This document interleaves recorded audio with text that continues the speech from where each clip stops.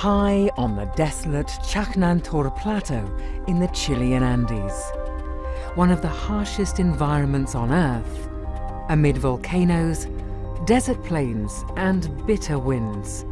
ALMA, the Atacama Large Millimeter Submillimeter Array, is ready.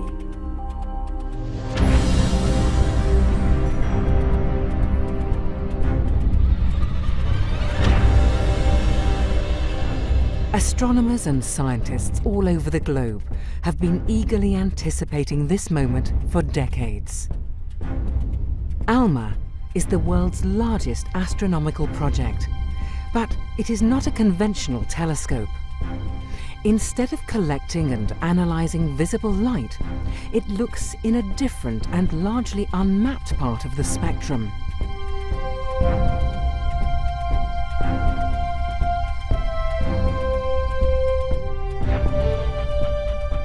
By opening a new window on the cosmos, ALMA explores one of the last frontiers of astronomy, the cold and distant universe. All in search of answers to some of the deepest questions about our cosmic origins. How do stars and planets form? How did the first galaxies form? The Chajnantor Plateau in North Chile. Despite the literally breathtaking altitude of 5,000 meters above sea level, ALMA has flourished. Over the last few years, more than 50 antennas have been installed across the high desert plain. ALMA is a unique giant telescope built in a partnership between Europe, North America and East Asia in cooperation with Chile. 66 state-of-the-art antennas will observe the universe at millimeter and submillimeter wavelengths, 1,000 times longer than visible wavelengths. This light reaches us from some of the coldest and most distant objects in the universe. Water vapor in the atmosphere blocks these faint whispers from the hidden universe, so to collect them, we have to go to an extremely high and dry site, like Chajnantor.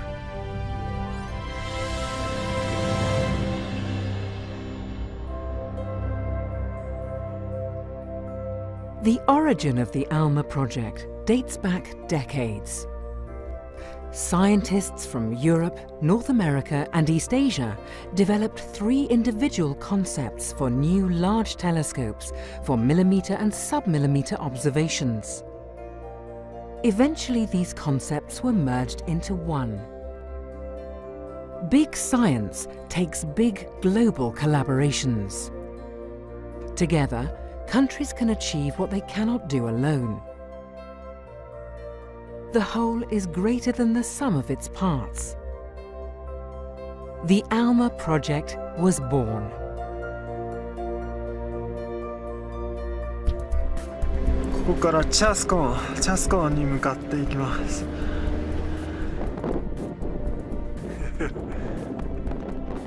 This new telescope needed a home, and eyes turned to Chajnantor. Every aspect of the site, from the astronomical to the meteorological, was thoroughly tested and the atmosphere monitored daily. The conclusion? Chajnantor was the perfect place for ALMA.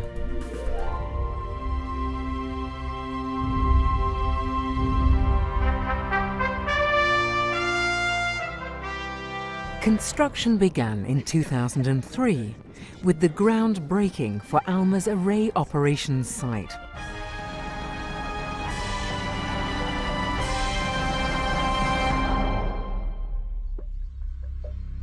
Conditions here, at an altitude of 5,000 meters above sea level, are harsh and very challenging. Strong winds, low temperatures, intense ultraviolet radiation, and a desperately thin atmosphere. So thin that to work here, people need supplementary oxygen and have to undergo rigorous health checks.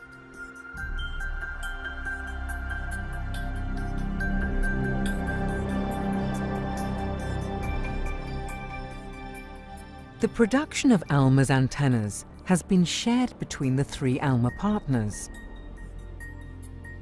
3 prototypes were put through their paces at the ALMA test facility on the Very Large Array site in the USA. The 66 antennas on the high plateau are a critical part of ALMA. Their big dishes collect the faint millimeter waves from space. These antennas are truly the state of the art. Their surfaces are accurate to much less than the thickness of a sheet of paper. They can move precisely enough to pick out a golf ball at a distance of 15 kilometers. And they must survive, exposed to the elements on Chaknantor.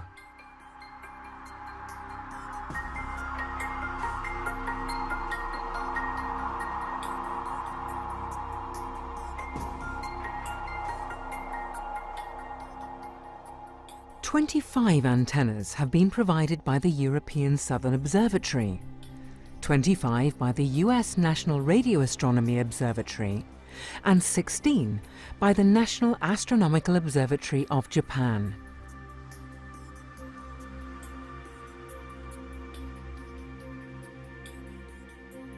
In a truly global endeavour, the antenna components were constructed in several locations around the world, sent to Chile to be assembled,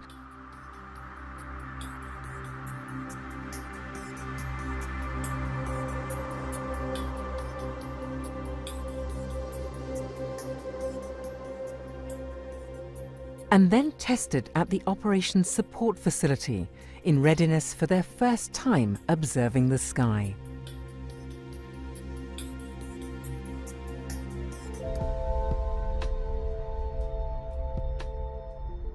The first ALMA antenna was accepted, and shortly thereafter, 2 antennas were successfully linked together.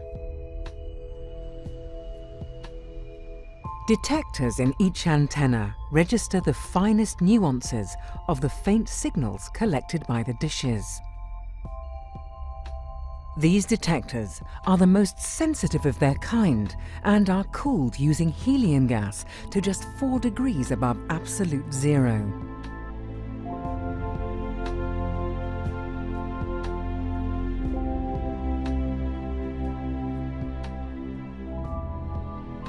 The first completed antenna makes its way up to the array operations site.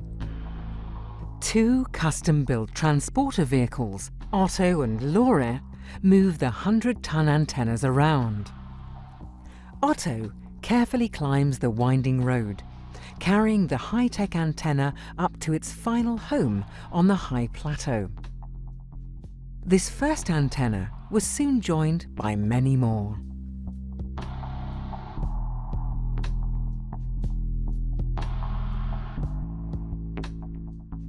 The first observations using 2 and then 3 antennas in unison were made.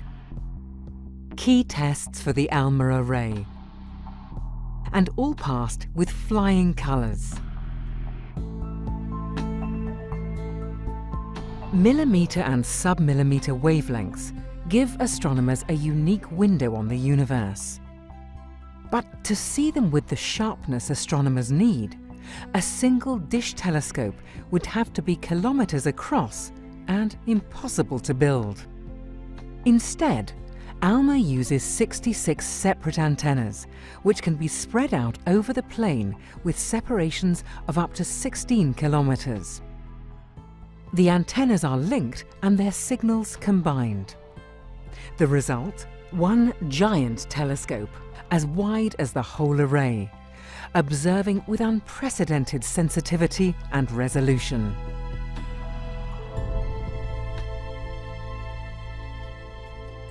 Making sense of these intertwined signals takes the highest altitude supercomputer in the world.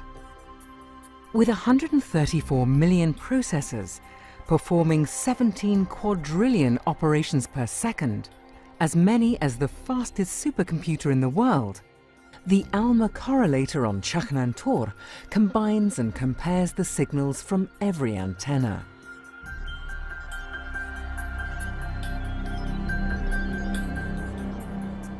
As more and more antennas arrive at Chaknantor, the Operations Support Facility, the control center of the observatory, takes shape at the slightly more hospitable altitude of 2,900 meters.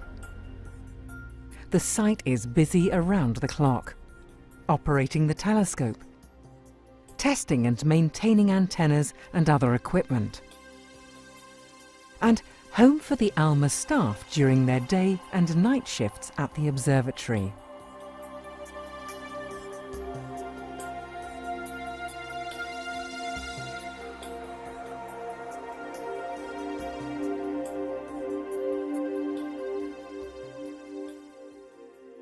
In the capital of the host nation, Chile, the ALMA Santiago central offices were built. Here, the technical, scientific and administrative staff of the joint ALMA office is working.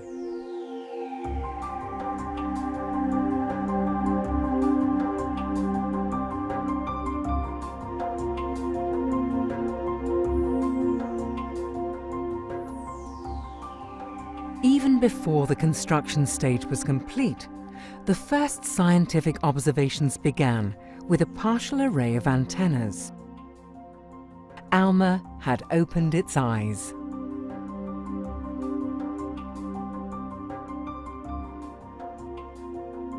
Thousands of scientists from around the world competed to be among the lucky few to use the facilities first. Even with just 16 antennas, ALMA was already the most powerful telescope of its kind.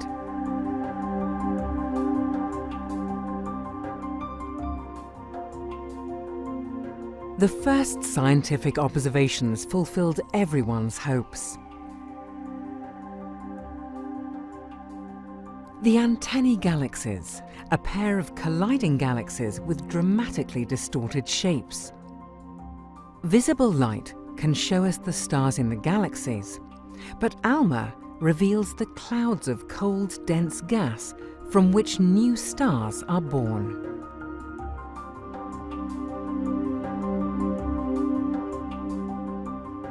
The heart of the distinctive galaxy Centaurus A. ALMA peers through the opaque dust lanes that obscure its center.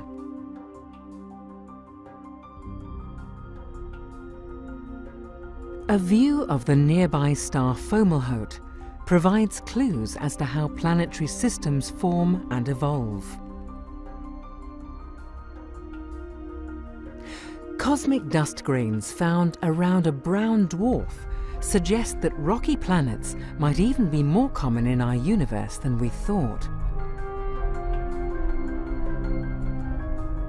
Sugar molecules spotted around a young, sun-like star for the first time, the building blocks of life in the right place at the right time to be part of new planets forming around the star.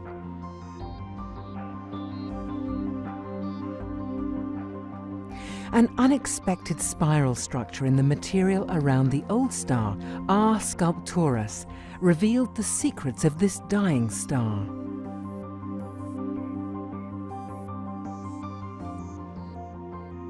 Vast streams of gas flowing across a gap in the disk of material around a young star.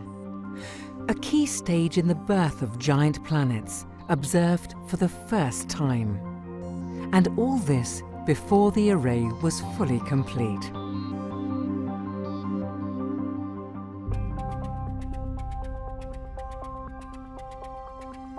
ALMA's inauguration celebrates its coming of age.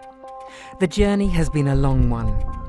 ALMA has grown from an idea to a construction project to a fully operational observatory and to a truly global scientific partnership.